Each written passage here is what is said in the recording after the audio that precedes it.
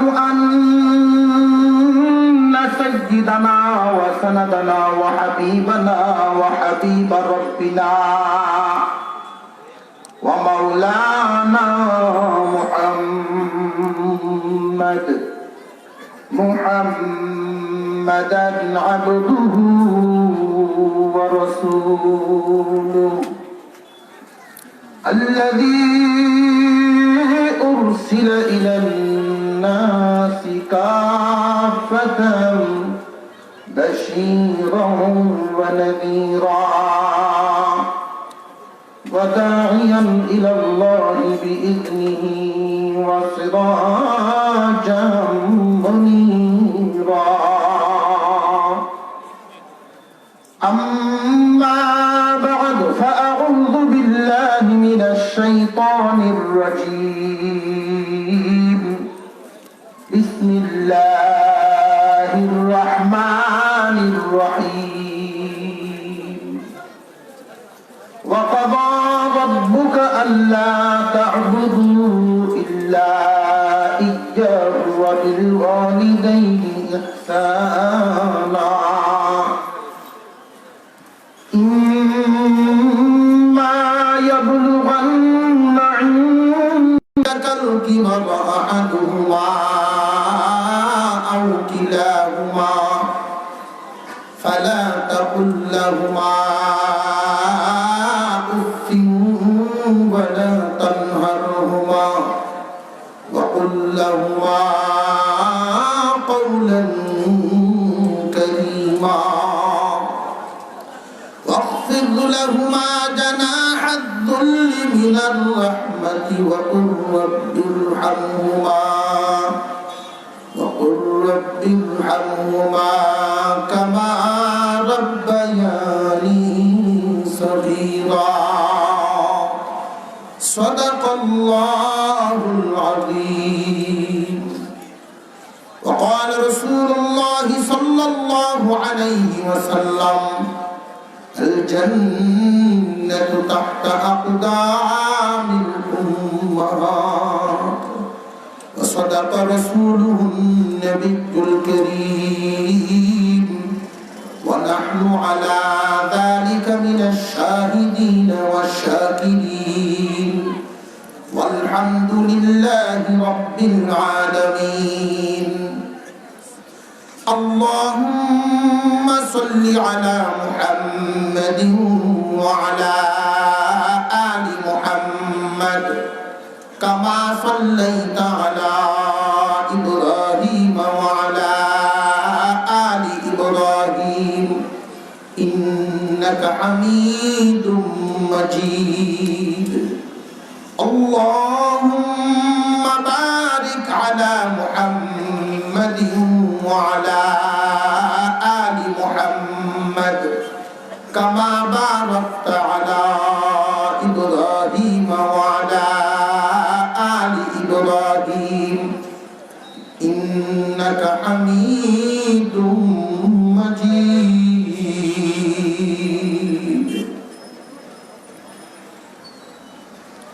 মুফতি মাহমুদ রহমতুল্লাহ আলাইহি তাফসীরুল কোরআন পরিষদের উদ্যোগে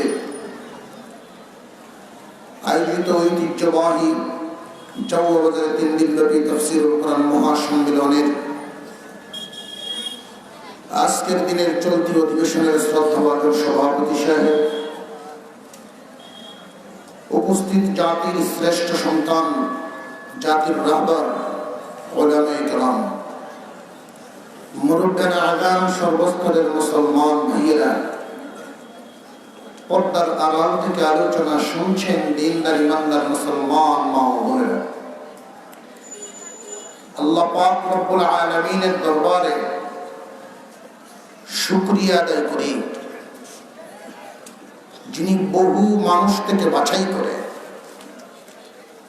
আজকের এই দ্বীনি মজলিসে আমাদেরকে অংশগ্রহণের তৌফিক দান করেছেন।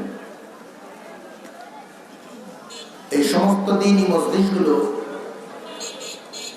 দুনিয়ার পানি ভর্তি পুকুরের মতো। পানি ভর্তি পুকুরে একজন মানুষ ডুব দিলে যেইভাবে ময়লা সাফা হয়, ওই সমস্ত মাহফিলে অংশগ্রহণ করলেও গুনাহ মাফ হয়। পানি ভর্তি পুকুরে একজন মানুষ যখন প্রাথমিকভাবে একটা ডুব দিল, তার শরীরের ধুলাবালি প্রাথমিক ময়লা পরিষ্কার হয়ে গেল। আমরা আজকে যারা এখানে অংশগ্রহণ করতে পারলাম, অংশগ্রহণের সাথে সাথে প্রাথমিক ময়লা সগীরা গুনাহ আল্লাহ মাফ করে দিয়েছে। একটা ডুব দেওয়ার পরে কোনো মানুষ যদি মনে করে আমার গায়ে ময়লা বেশি আছে, ঘাম, কালি, দুর্গন্ধ আছে, সাবান দিয়ে একটু ঘষা দিই, তাহলে বড় বড় ময়লাও পরিষ্কার হয়ে যায়। ঠিক তেমনি ওই সমস্ত বরকতি মজলিসে বসে যদি কেউ তওবা করে ফেলে, কোরআনের আলোচনা শোনার পর মন তৈরি হয়ে যায়, আল্লাহ পিছনের সমস্ত কবিরা গুনাহ মাফ করে দেন। এই সমস্ত মজলিসগুলোতে নিজের ইচ্ছায় একজন মানুষ আসতে পারে না আল্লাহর দয়া ছাড়া। আজকের এই ঐতিহ্যবাহী তাফসীরুল কোরআন মাহফিলের আয়োজন প্রসার বহুদিন আগের থেকেই হচ্ছে। আল্লাহ পাক রব্বুল আলামিন যাকে পছন্দ করেন তাকেই দ্বীনি কাজে অংশগ্রহণ করা। আমরার মতো বহু মানুষ চায়ের দোকানে বসে আছে, চা খাইব আর বিড়ি খাইব, মাইকের আওয়াজ শুনিয়া চিন্তা ভাবনা করবো বাপটা আগে বুঝি। আবার এমনও অনেকে আছে যে কাছে গিয়ে লাভ কি, দূর থেকেই তো শোনা যায়। মুরগির ফাঁকের তলে যে ডিমগুলো থাকে ওইগুলো ফুটে, ফাঁকের সাইডে পড়ে গেলে এগুলো আপনারা কি কর, বুলা হয়ে যায়। যে সমস্ত মানুষগুলো নিজের একটু কুরবানি, নিজের একটু চেষ্টার মাধ্যমে প্যান্ডেলটার ভিতরে ঢুকে পড়বে, যে হুজুর প্যান্ডেলের ভিতরে ঢুকলে লাভটা কি? লাভ হইল আমরা আজকে যেই জমিনের উপরে বসে আলোচনার মজলিস চালাচ্ছি, এটা কম দামা নয়, অনেক দামি। আমরা উপরের দিকে তাকাইলে দেখতে পাই ঝিলমিল করতেছে কিছু তারকারাজি। আসমানের ফেরেশতারা যখন জমিনে তাকায়, ওই মজলিসগুলো এরকম ঝিলমিল করতে থাকে, ওরা দেখতে পায়। ফেরেশতারা জিজ্ঞাসা করে, আল্লাহ জমিনে এগুলো কি? আল্লাহ বলেন, আমার জিকিরের মজলিস, আমার আলোচনা হয়। তো ওরা তো আপনারা দেখেন নাই, সরাসরি আপনার কথাও শুনে নাই, এর পরেও যে আপনাকে মহব্বত করে এখানে আসলো, এদের কিছু পুরস্কার দিবেন না? আল্লাহ বলেন, আমার খাস বান্দা বানাইয়া ওদের মাফ করে দিলাম। কত বড় নিয়ামত! এই মজলিসের ভিতরের, এই প্যান্ডেলের ভিতরের জায়গাটা পাশের জায়গাকে ডাক দিয়া বলে, আজকে আমি তোমার চাইতে দামি। আমার উপরে একদল মানুষ বসে কোরআনের আলোচনা শুনে আমি তোমার চাইতে দামি হয়ে গেছি। এবং শুধু আজকে দামি নয়, কিয়ামতের দিন আল্লাহ আমার কাছ থেকে ওদের ব্যাপারে সাক্ষী নেবেন। মুসলমান ভাইয়েরা, আমি আপনাদের সামনে আজকে পবিত্র কোরআনুল কারীমের সূরা বনী ইসরাঈল থেকে 2খানা আয়াত পাঠ করেছি। ওই 2খানা আয়াতের ভিতরে আলোচনা করলে অনেক লম্বা চূড়া আলোচনা আছে। 2টা বিষয়, আল্লাহর কাছে বান্দার পাওনা আছে, বান্দার কাছে আল্লাহর পাওনা আছে। মা বাবার কাছে সন্তানের পাওনা আছে, সন্তানের কাছেও মা বাবার পাওনা আছে। একে যদি অপরের পাওনা আদায় করে, সে পাওনা আদায়ের আশা করতে পারে। আল্লাহর কাছে বান্দার পাওনা, বান্দার কাছে আল্লাহর পাওনা। যেই বান্দায় আল্লাহর পাওনা আদায় করে, আল্লাহ সেই বান্দার পাওনা আদায় করে। যেই মা বাবায় সন্তানের পাওনা আদায় করে, সন্তান বড় হইয়া ওই মা বাবার পাওনা আদায় করে। যেই মা বাবা সন্তানের পাওনা আদায় করে না, সন্তানও বড় হইয়া মা বাবার পাওনা আদায় করে না। আমি আজকে ওই যে চারটা বিষয়, আল্লাহর কাছে বান্দার পাওনা, বান্দার কাছে আল্লাহর পাওনা, মা বাবার কাছে সন্তানের পাওনা, সন্তানের কাছে মা বাবার পাওনা, এই চার বিষয় আলোচনা করার মতো সময় আমার হাতে নাই। আমি একটা বিষয় আলোচনা করব, মা বাবার কাছে সন্তানের কি পাওনা আছে, এবং সন্তান মা বাবার পাওনা যদি আদায় করতে পারে তার জন্য পুরস্কার কি আছে। অত্যন্ত শর্টকাট একটা ব্যবসা, কাজ কম লাভ বেশি। কাজ করব আমরা একটা, আল্লাহ পুরস্কার দিবেন চারটা। আর একটু জোরে করুন না সুবহানাল্লাহ। কাজ কয়টা? একটা। আল্লাহ পুরস্কার দিবেন চারটা। তিনটা পুরস্কার দুনিয়াতে, একটা পুরস্কার আখিরাতে। কাজটার কথা পরে বলি, পুরস্কারগুলি আগে শুনি। এক নাম্বার পুরস্কার দেওয়া হবে, এই দুনিয়ার জমিনে বান্দা যতদিন বেঁচে থাকবে আল্লাহ পাক তার রুজি রোজগারে বরকত ঢেলে দিবেন। যেই ব্যক্তি এই কাজটা করতে পারবে না, আমলটা করতে পারবে না, সে কোটি টাকা ইনকাম করলেও বরকত সে পাবে না। বহুত মানুষ সমাজে এমন আছে কোটি কোটি টাকার ব্যবসা করে, আউলা জাউলা ভাঙ্গে না, বেড়াছেরা ভাঙ্গে না, পেরেশানি দূর হয় না। বরকত আল্লাহ ঢেলে দিবেন, ইনকামের সাথে বরকতের সম্পর্ক না। বরকত যদি আল্লাহ দেন, ইনকাম বেশি হইলেও সুখ, কম হইলেও সুখ। বরকতটা কেমনে বুঝাই আপনাদেরকে। আল্লামা শৈখুল হাদিস আজিজুল হক রহমতুল্লাহ আলাইহি, উনি ওনার ভাষায় আমাদের এলাকায় বলছিলেন, কম তেলে মসমসা ভাজা, কম তেলে মসমসে ভাজা। তেল কম কিন্তু মজা বেশি। বরকতি, বরকতি মাল, বরকতি জিন্দিগি, বরকতের যে বিষয়টা, এটা সহজে বোঝাই। আপনি যদি এই আমলটা, একটা আমলের কথাই বলছি, কাজ করবো আমরা কয়টা, আমলটার কথা পরে বলতেছি। এই একটা আমল করলে আল্লাহ যে বরকত দিবেন, এইরকম একজন বরকতওয়ালা লোক মাসে ইনকাম করে 10,000। সে এত সুন্দরভাবে চলে, তার কোনো পেরেশানি নেই। বেবরকতি আর একজন লোক মাসে ইনকাম করে 1.5 লাখ, তার পেরেশানির শেষ নাই। বরকতি জিন্দিগিতে আল্লাহ যে বরকত দেন, এটা কেমনে দেন? উদাহরণস্বরূপ ছোট্ট একটা রোগ হইল, যেই ব্যক্তি 1.5 লাখ টাকা বেতন পায়, উনি জাউয়া বাজারে চিকিৎসা করাইব।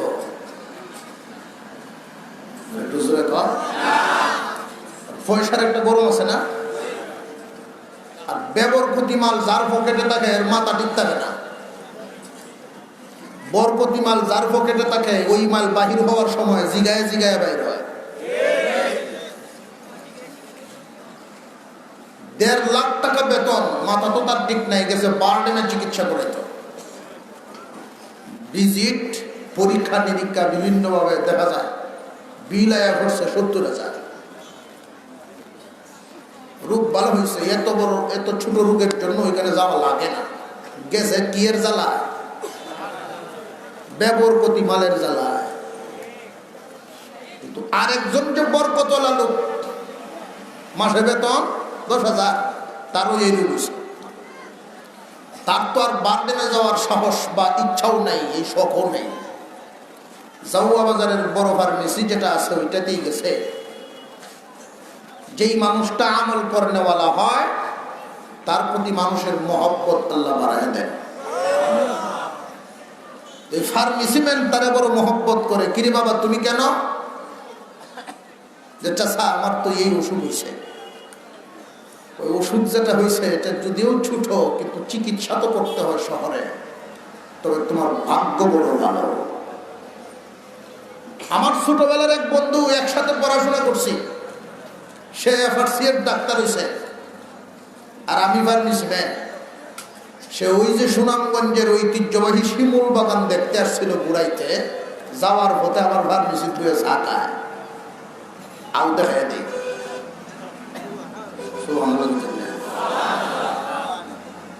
যেই মাত্র তার সামনে নিল, রোগ দেখে 70 টাকার ওষুধ দিচ্ছে বালা। বেবরকতি লোকের গেল কত?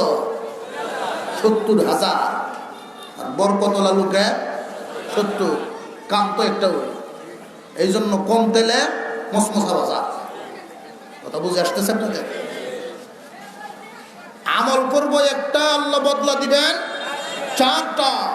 3টা দুনিয়াতে, একটা আখিরাতে। দুনিয়ার 3টার মধ্যে 1 নাম্বার আল্লাহ বরকত ঢেলে দিবেন, বরকত, মালে বরকত দিবেন। 2 নাম্বার সন্তানাদি মানুষ হোক। আমরা কারা কারা চাই? যেই ভুলভান বিয়া করছেন এরাও তুলছে দেখা যায়। যাই হোক, আল্লাহ চাই তো হইব না। সন্তানাদিকে মানুষ করার জন্য কত চেষ্টা, কত প্রচেষ্টা। গ্রাম ছেড়ে শহরে বাসা বাড়ি করে, শহর ছেড়ে বিদেশ পাড়ি দেয়। আল্লাহর পক্ষ থেকে ঘোষণা, মুফাসসিরিনে কেরাম বলেন, আমল করবা একটা। 2 নাম্বার পুরস্কারটা হবে আল্লাহ নিজ জিম্মায় সন্তানগুলোকে মানুষের মতো মানুষ বানায় দেবেন। শিক্ষিত বানাইবেন এই শর্ত না, মানুষ বানাইবেন। শিক্ষিত হওয়া এক জিনিস, মানুষ হওয়া আরেক জিনিস।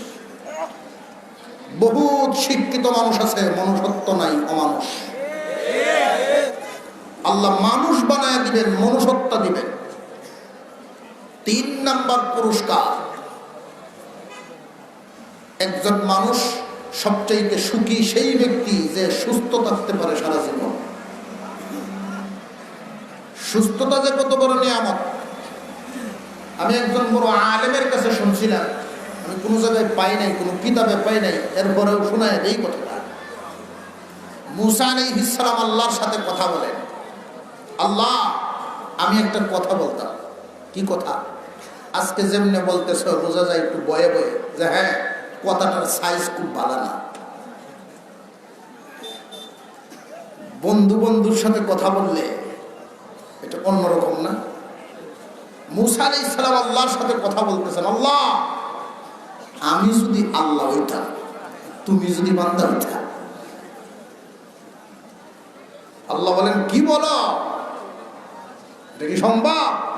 সম্ভব যে না এটা তো আমিও জানি, এজন্যই তো আগে ইতস্ত করছি, একটা উদ্দেশ্যে জিজ্ঞাসা করছি। আমি যদি আল্লাহ হইতাম আর তুমি যদি বান্দা হইতা, আমার কাছে তুমি কি চাইলা? আল্লাহ বলেন, এটা তো হবে না। যদি হইতো, তুমি যে উদ্দেশ্যে জানতে চাইতো, তোমার কাছে আমি সুস্থতা চাইতাম।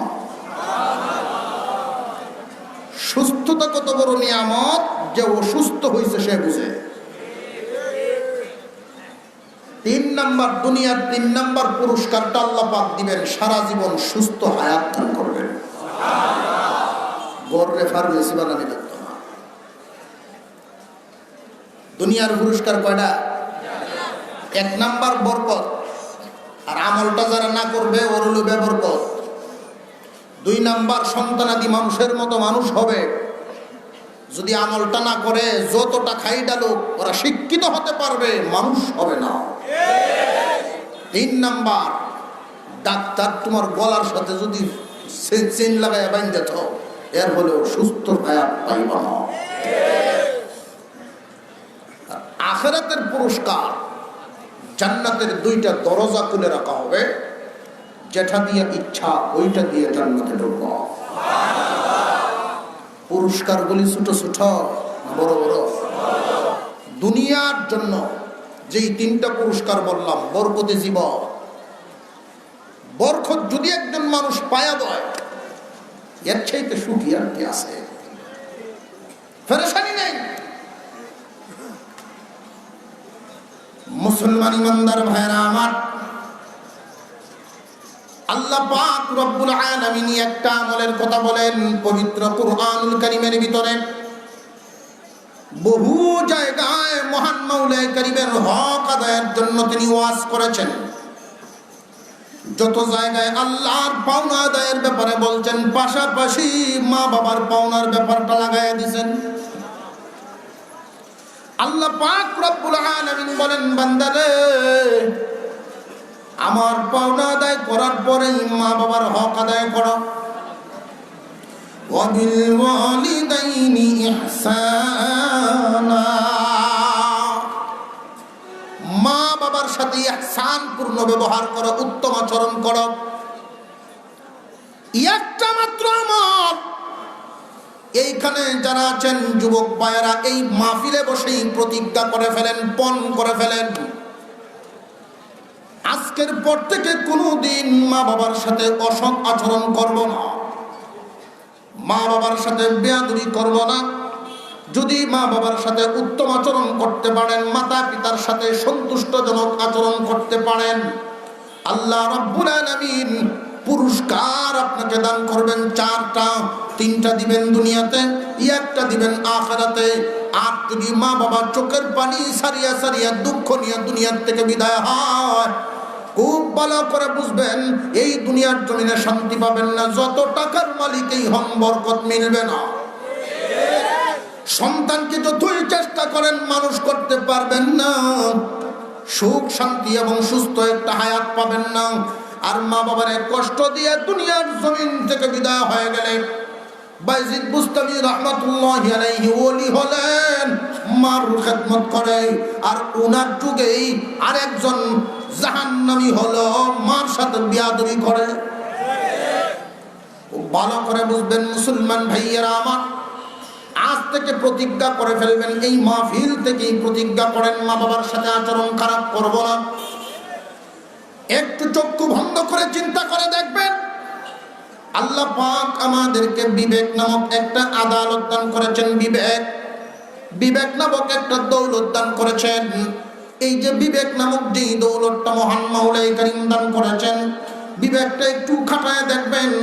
আজকাল দেখা যায় 90% পরিবারেই মা বাবা অবহেলিত। সমাজের মধ্যে মা বাবা 90% পরিবারের মধ্যেই অবহেলিত।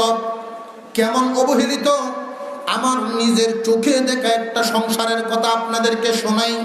4 ভাইয়ের সংসার, অনেক বড় গৃহস্থ ছিলেন তিনি, অনেক সম্পদের মালিক, বহু মাদ্রাসায় দান দিতেন। হুজুরেরা যখন তার বাড়িতে যাইতেন, ছাত্র জমানায় আমরাও যাইতাম হুজুরদের সাথে দান আনার জন্য। বহু মাদ্রাসার সদস্য ছিলেন উনি, অনেক মাদ্রাসায় দান খয়রাত উনি করতেন। 4 ছেলের পিতা উনি যখন বার্ধক্যে পৌঁছে গেলেন, 4 ছেলে বড় হয়ে গেল। এই 4 ছেলে বিয়ে শাদী করে সংসার আলাদা করলেন। বাড়িঘর সহায় সম্পত্তি সব ভাগ বাটোয়ারা করে নিলেন। মুরব্বী বুড়া বুড়ি 2 জন উঠানে বসে আছেন। এই 2 জনকে নিয়ে এখন তাদের মধ্যে ঠেলাঠেলি শুরু হয়ে গেল, কে নিবে, কেউ নিতে চায় না। এক ভাই বলেন, তুমি খাওয়াও মাকে 1 মাস, আর আরেকজনে খাওয়াবে বাবাকে 1 মাস। 4 ভাই আলাদা হয়ে গেলেন, মা এবং বাবাকে বাগাবাগি করে নিয়ে গেলে এমন নজির শুধু আমার দেখা না, আরো আছে। খুব সাবধান। এই 4 সন্তানকে এক বিছানায় মা বাবায় বড় করেছেন, কোনদিন আলাদা করেন নাই, কোনদিন আলাদা হতে দেন নাই। তারা ওই সময় কিন্তু এটা কল্পনাও করেন নাই যে এই সন্তানগুলো কলিজার টুকরা সন্তান, তাদের ব্যথায় মা বাবার মন ব্যথিত হয়, তাদের কান্নায় মা বাবা কেঁদে ওঠেন। কিন্তু এই সন্তানগুলো একদিন বড় হয়ে সোনার সংসার ভেঙে দিয়ে স্বামী স্ত্রীকে পর্যন্ত আলাদা করে দিবে। এ মুসলমান ভাইয়েরা আমার, আমাদের বিবেক অনেক সময় অন্ধ হয়ে যায়। খুব সাবধান, খুব সাবধান। অনেক মানুষ দোয়ানার জন্য বিভিন্ন দরবারে দৌড়ে, আউলা জাউলা শুরু হয়ে গেল, ব্যবসায় উন্নতি নেই, বরকত নেই, ঋণ, অনেক সময় ঋণ, টাকা পয়সা মাইর, বহুত যায় ঝামেলার জন্য ফিরের দরবারে যায় মোটা মোটা হাতিয়ে নিয়ে দোয়ানার জন্য। কসম করে বলতে পারি এই দোয়া কবুল হবে না। কারণ কি জানি, তোমার দুয়ার যে ঘরের সিন্ধুকে তালা লাগাইয়া দিছ। ঘরের সিন্ধুকের তালা খুলো, সব পরিষ্কার হয়ে যাবে।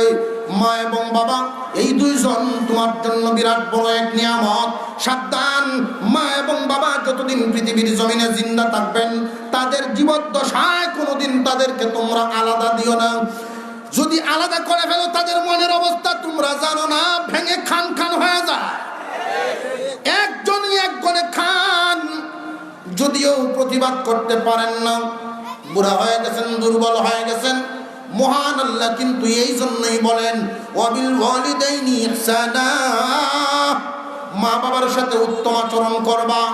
আমরা যদি প্রশ্ন করি কখন, আল্লাহ বলেন ইম্মা ইয়াবলুগান্না ইনদাকাল কিবারা আহাদুহুমা আও কিলাহুমা ফালা তাকুল লাহুমা উফফিন ওয়ালা তানহারহুমা। মহান মাওলা কত সুন্দর বিধান ইসলামে রেখে দিয়েছেন।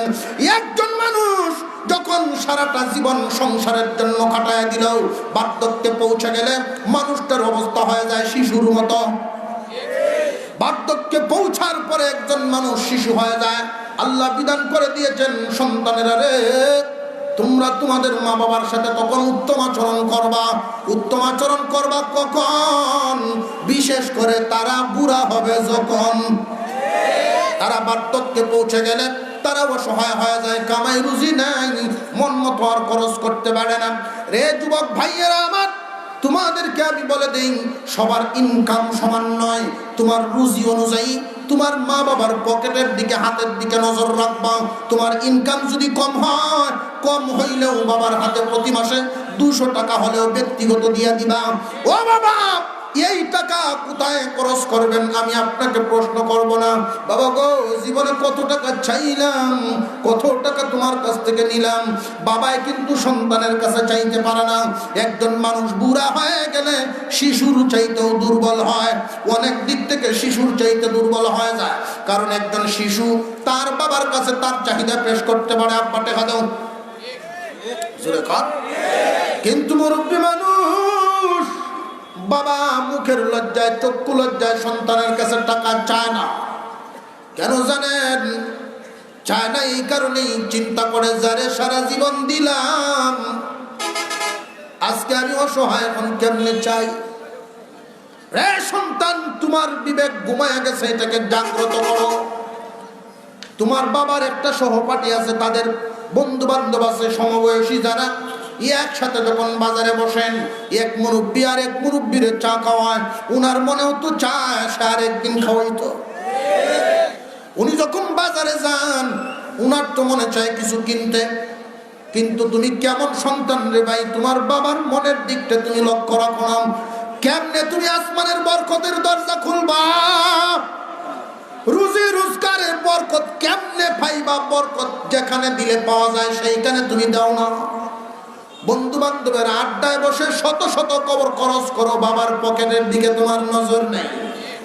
খুব ভালো করে বুঝে রাখবেন, মা এবং বাবারে যদি খুশি রাখতে পারেন, মহান মাওলা 3টা পুরস্কার দুনিয়াতেই দিয়ে দিবেন। মাতা পিতাকে খুশি করার জন্য যারা চেষ্টা করেন, খুব ভালো করেন। অনেক সময় আমরা সন্তান ভালো, শিক্ষিত, ভালো মেজাজের, কিন্তু বিবেক ঘুমায় আছে, আমরা খেয়ালেই করি না। বেখেয়াল অবস্থায় মা বাবার সাথে এই ভুলগুলো হইয়া যায়। এমনি খারাপ আচরণ করে না, ঠিক খারাপ না, মা বাবারে খাওয়ায়, মা বাবারে দেখাশোনা করে, কিন্তু আল্লাহ যে কিছু বিধান দিয়েছেন, এই বিধানগুলো আমাদের অনেক সময় অজান্তেও অপালন হয়ে যায়, পালন হয় না। মহান মাওলাই কারীম মা এবং বাবার সাথে উত্তম আচরণ করার জন্য আদেশ দিয়েছেন। আমি একজন মুরব্বী মানুষের কথা শোনাই। মুরব্বী বন্ধুদের সাথে চলেন, অনেকের কাছ থেকে চা খান, মাঝে মাঝে দোকান বাকি হয়ে যায়, দোকানদার চাপ দেয়, আপনার ছেলেরা চাকরি করে, আপনি না ধনী মানুষ, আমার 500 টাকা বাকি হয়ে গেছে, দেন না কেন? এই মুরব্বী চিন্তা করেন, আমার ছেলে তো কয়েকজন, সবার মেজাজ তো সমান না, কার কাছে চাইতে পারি? গেটের কাছে দাঁড়ায় আছেন, ছেলে যখন বাহির হবেন বৌমার সামনে বলা যাবে না, লজ্জার ব্যাপার। পরিবারের অন্যদের সামনে চাওয়া যাবে না, তার শরম লাগে। ছেলে যখন অফিসে যাবে, ছেলে ভদ্র কিন্তু খেয়াল নাই, যেটা আমাদের অনেকেরই হয়। গেটের সামনে ছেলেটা দাঁড়ায়, বাবা দাঁড়ায় আছেন, ছেলে যখন খানা খাওয়া বাহির হবে, বাবা যখন দাঁড়ায় আছেন, বাবাকে জিজ্ঞাসা করলেন, আব্বা কিছু বলবেন নাকি? খুব নরম সুরে বললেন, তোমার কাছে কি কয়টা টাকা হবে? আমার 500 টাকার বড় দরকার ছিল। ছেলে ঠাক চোখ দিয়ে হাউমাউ করে কান্না এবং পানি পড়া শুরু হয়ে গেছে। বিবেকটা জাগ্রত হয়ে গেছে। মানিব্যাগটা বাহির করে বাবার সামনে তুলে ধরছে, আব্বা ভুল করে ফেলছি, বুঝতে পারি নাই আপনারও যে মাঝে মাঝে টাকার দরকার, এটা বুঝতে পারি নাই। মনে হয়ে গেছে এই গেটের সামনে কতদিন দাঁড়ায় আপনার কাছ থেকে 10 টাকা 20 টাকা নিতাম স্কুলে যাওয়ার সময়। আজকে বুঝে আপনি এত অসহায় হয়ে গেছেন, আমার কাছে টাকা চাওয়া লাগে। আব্বা ভুল হয়ে গেছে, মাফ করে দিন, জীবনে আর এমন হবে না। প্রতি মাসের বেতনটা উঠায়া আপনার হাতে দিব, আপনি যতটুকু প্রয়োজন রেখে বাকিটা আমারে দিবেন, ওইটা দিয়ে সংসার চালাবো। মাতা পিতার মন থেকে যদি দোয়া আনতে পারেন, তাহলে এই আল্লাহর মাওলার আরশ খুশি হয়ে যায়, মাওলার বরকতের দরজা খুলে দিবেন। মা বাবা যদি সন্তুষ্ট হয়ে যান, কম রুজি রোজগারের মধ্যে বরকত হয়ে যায়। আর যদি মা বাবা অসন্তুষ্ট হয়ে যান, তাহলে কিন্তু তোমার কপালে বিপদ। যত ইনকামেই করো না কেন, পেরেশানি দূর হবে না। মুসলমান ভাইরা আমার, মা বাবার সন্তুষ্টির জন্য আজকে থেকে আমরা প্রতিজ্ঞা করে ফেলব, মাতা পিতার সাথে আচরণ কেমন করা লাগবে। আল্লাহ পাক রব্বুল আলামিন কত আসান বিধান দিয়েছেন। আল্লাহ এই হুকুম দেন নাই মোটা মাছ খাওয়াতে হবে, এই হুকুম দেন নাই কারণ বান্দার উপরে জুলুম হবে, সবাই পারবে না। দামি দামি কাপড় কিনে দিতে হবে, আল্লাহ এই কথাও বলেন নাই। মহান মাওলাই কারীম এমন বিধান করেছেন, যেই বিধানটা সবারই পালন করা সম্ভব। আল্লাহ বলেন, ইয়াবলুগান্না ইনদাকাল কিবারা আহাদুহুমা আও কিলাহুমা ফালা তাকুল লাহুমা উফিন ওয়ালা তানহারহুমা। তাদের সাথে যখন কথা বলবা, মন ভালো ছেলের কিন্তু আচার আচরণটা মা বাবার সাথে যে করে, এমন আচরণ মা বাবা আশা করে না। ধমকায় ধমকায় কথা কয়, বাবা কই যাইবে, তুমি জানি কি করতা। আল্লাহ বিধান করে দিয়েছেন, মা বাবার সাথে উঁচু আওয়াজে ধমকের সুরে কথা বলবা না, বিরক্তির আওয়াজে কথা বলবা না। মা বাবার সাথে উফিউ ওয়ালা তানহারহুমা, ধমকের সুরে বিরক্তির আওয়াজে, অর্থাৎ কপালের চামড়া খুশ করিয়া কথা বলবা না। মা বাবার আঘাত লাগে এমন ভাবে তুমি কথা বলবা না। কথা কেমনে বলবা জানো? মহান মাওলা বলেন, ওয়া কুল্লাহুমা কাউলান কারীমা, সম্মান সূচক ভাষায় ভদ্রতার সাথে কথা বলো। ভদ্রতার সাথে যদি কথা বলো, তাদের দিল খুশি হয়ে যাবে। আল্লাহ বলেন, ওয়াকফিদ লাহুমা জানাহাদ যুল্লি মিনার রাহমা। তুমি ডিসি হয়ে গেছো, অসুবিধা নাই, মার কাছে বাবার কাছে তুমি শিশু। বরং মুফতি হয়ে গেছো, তোমার যদি বাবা বা মা বেঁচে থাকেন, মনে করবা বড় নিয়ামত আছে। তুমি বড় আলেম হয়েছো, এই ইলমের নূর বাড়াতে পারবা, তোমার জায়গা আছে। মা বাবার সামনে গিয়া নত জানু হয়ে তুমি এমন ভাবে বসো যেইভাবে ছোটবেলায় বসতা। আম্মা মাথাটা একটু হাতায় দাও, আব্বা আমার একটু আদর করে দাও। যদি মাসেও একবার এই কথাটা বলতে পারো, তোমার বাবা মার চোখ দিয়ে পানি আসবে, মাথায় হাত বুলায় দিবে, কলিজার ভিতর থেকে দোয়া আসবে, যেই দোয়াটার সামনে কোনো পর্দা থাকবে না। মাতা পিতার সাথে সুন্দর আচরণ, ইহসানপূর্ণ ব্যবহার, তাদের খোঁজখবর নেবেন মাঝে মাঝে। আমরা অনেকেই ব্যবসা নিয়ে ব্যস্ত, চাকরি নিয়ে ব্যস্ত, বিভিন্ন পেরেশানিতে থাকি, মা বাবার খোঁজখবর নেই না। তারা যখন বুড়া হয়ে যায়, বেশিরভাগ ফ্যামিলিতে দেখা গেছে বৌমা আর শাশুড়ির মধ্যে বনাবনি হয় না, মিল মহব্বত কমতি থাকে। বৌমা আচার আচরণের মাধ্যমে শাশুড়িকে খুশি করতে পারে না, খুশি রাখতে পারে না। কারণ মানুষ যখন বুড়া হয়, যখন বার্ধক্য এসে যায়, তখন তার মেজাজ আগের মতো থাকে না। আল্লাহ এই জন্যই তো বলছেন, আমার বান্দারা যখন বুড়া হয়ে যাবে মেজাজ থাকবে না, এরকম খায়া কইব খাইছি না। তখন তোমরা রাগ হইবা না, সুন্দর আচরণ করবা, বিরক্ত হইবা না এদের প্রতি। বৌমা তার শাশুড়ির সাথে কি আচরণ করে, আমি ছেলে হিসাবে খোঁজ খবর নেওয়া দায়িত্ব আমার ছেলে নেই। আমার উচিত আমি তাদের সন্তান, মাঝে মাঝে নীরবে তাদের সাথে কথা বলা, তাদের মনের কথাগুলো শোনা। মা অনেক সময় বলেন না, বাবাও অনেক সময় বলেন না, অনেক দুঃখের কথা সহ্য করে চাপায় রাখেন, সংসারে গন্ডগোল হবে। আমার সন্তানের সংসারটা গন্ডগোল হবে এটা বলেন না। তুমি সন্তান হিসাবে তোমার দায়িত্ব চুপি চুপি হইলেও তাদের কাছ থেকে মাঝে মাঝে শোনা, নীরবে সময় দেওয়া। যদি তাদের কথাগুলো শুনতে পারেন, শোনার পরে যদি দেখা যায় যে না, আচার আচরণ কিছু গন্ডগোল আছে, তাহলে আমরা বেশিরভাগ অভ্যাস বিবির কান কথা শুনতে পারি, কিন্তু মা বাবার কাছে গিয়ে কথা শুনতে পারি না। বিবির কথা কানে লয়, মা বাবার কথা কানে লয় না। খুব সাবধান, কপাল পুড়ে যাবে। বিবি হারাইলে বিবি পাওয়া যায়, কিন্তু মা বাবা হারাইলে মা বাবা পাওয়া যায় না।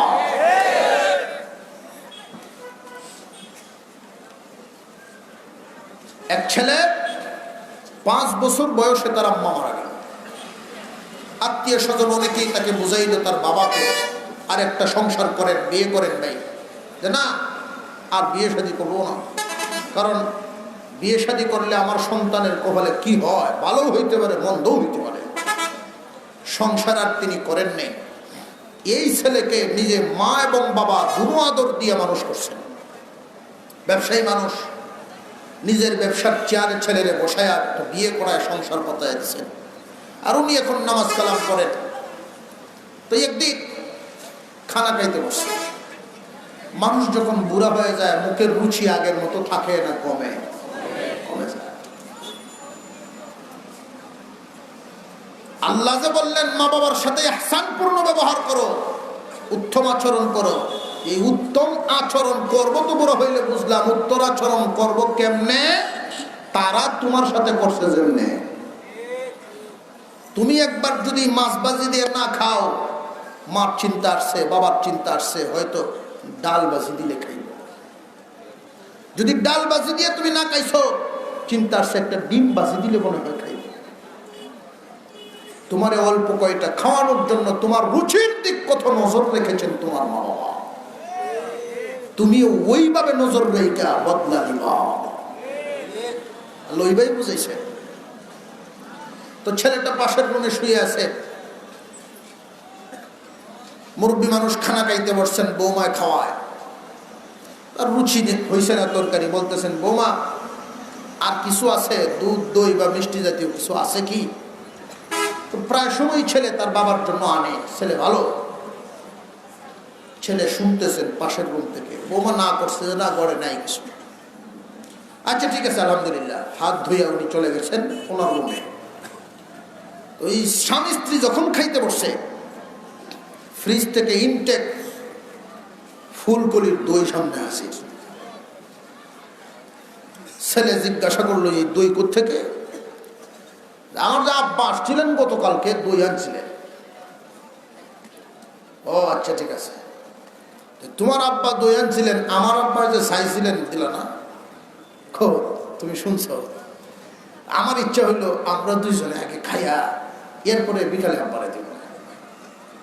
অনেক সন্তান আছে বিবির এই কথায় মন লুল্লিয়া ভালোবাসা উঠলে বলবো ঘর, কিন্তু সত্যিকারের সন্তানদের অবস্থা হবে ভিন্ন। চোখ লাল হয়ে গেছে, চোখ লাল হয়ে গেছে। তোর সাহস কত বড়! আমি সিদ্ধান্ত নিয়ে নিতেছি আগামীকাল থেকে এই বাড়িতে আর থাকতে পারবো না, কারণ বাড়িটা আমার না, আমার বাবা। তোমার নিয়ে ভাড়া বাড়িতে থাকবো। ব্যবসা কোনো এক দোকানে মাসিক বেতনের চাকরি নিব, কারণ ব্যবসাও আমার বাবার। তখন বুঝবা বাবার সম্পদের দাম কত। ছেলের চোখ গরম আর এই বাসন শূন্য, বউ দৌড় দেখে শ্বশুরের ভাব হচ্ছে, আব্বা আপনি মাফ করেন, তাহলে আমার এই বাড়ির টাকার গতি নেই। ঠেলা কি বেশি দিন লাগছে না, একদিনই পরিষ্কার। মাঝে মাঝে খোঁজখবর নেওয়া, খোঁজখবর নিয়ে যদি কিছু পাওয়া যায় এইরকম ভাবে একটু শক্ত ভূমিকা নেওয়া, আমার মনে হয় বহুত পরিবার ঠিক হয়ে যাবে, মা বাবার দুঃখ অনেক দূর হয়ে যাবে। এক বুড়া বেটা মুরব্বী হয়েছে, বৌমা বেজাল্লে বৌমা, আল্লাহ জানে মাইকের আওয়াজ যত দূর যাইতেছে শুধু বৌমার কথা আইতেছে। সকল বৌমারা হুজুর কি খালি বৌমারা রেগেছি না?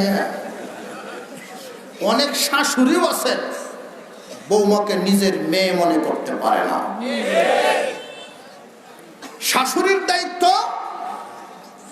বৌমাকে নিজের মেয়ে হিসাবে নিয়ে নেওয়া। বৌমার হাতের একটা গ্লাস ভাঙিয়েছিল, শাশুড়ির ভূমিকাটা হবে এমন, তোমার মনটা খারাপ করলে কিন্তু গ্লাস ভাঙছে, জিনিস ভাঙছে, কি হয়েছে মায়া? কোনো ব্যাপারই না।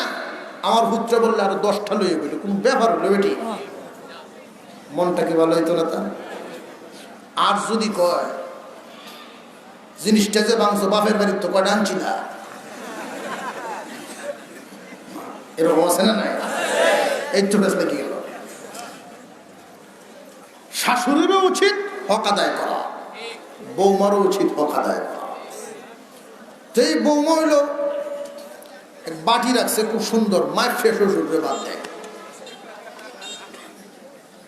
আব্বার জন্য একটা মাফিয়া সুন্দর একটা বাড়ি পেয়েছি, আদর ঘরে বাড়ি রাখছে, শ্বশুরের মাপে বাদ দেয় এই বাড়িতে। তখন শ্বশুরের তো ফের করে না। এই দুঃখ কইব কার কাছে?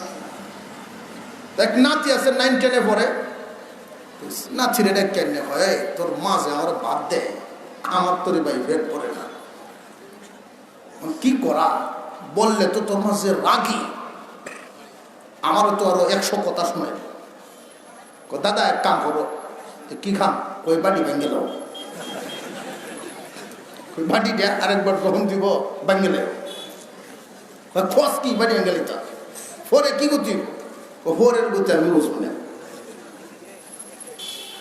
নাতি বুদ্ধি শিখাইছে, রাত্রে যখন খানা, দুপুরবেলায় খানা যখন দিছে, খানা খাইয়া বাড়ির টেবিলের উপর হলা দিছে, ভেঙে গেছে। বৌমা খুব ছেতাচুতি, হ্যাঁ একটু সতর্ক নাই পর্যন্ত বাড়িতে কেমনে বাংলা। মুরব্বী কইছে যে আমার ভূতের কাছে কইলে কি আসতো না, কারণ হুত ফুত করেন না, যে হুতে বুঝে পয়সা খাওয়াইলে কি কষ্ট লাগে আপনি কি বুঝবেন? 2-3 কথা তর্কাতর্কি হয়েছে। বৌমা আজকে আয়োগ বাড়ি, যেই ছেলে বাড়িতে সে তোমার বাপে যা কওয়া কইল আমারে, কি হলো তোর কইছে যে এক বাড়ি রাখছিলাম শখ করিয়া, তুমি দেখছিলে না? হ্যাঁ খুব সুন্দর বাড়ি আছে, এই বাড়ি খেলে ভাঙ্গে লাইছে। যখন ছেলে হ্যাঁ বুড়া হয়েছ, অত গুসা গেল নাকি? বোর ভক্তি লইয়া নাতিও হয়েছে যে গেছে, দেখো দাদা তুমি বাড়িতে বাংলা গেল,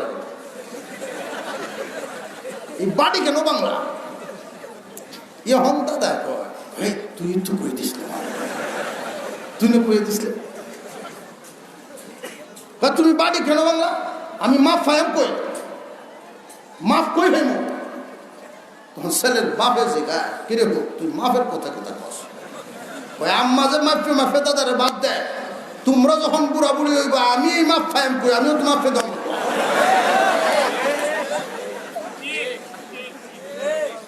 ছেলে বৌমার কাছে শুনছ তোর ভূতে কি কর, যদি বুড়া বয়স পেট করে খাইতে চাস মাফের চিন্তা বাদ দে।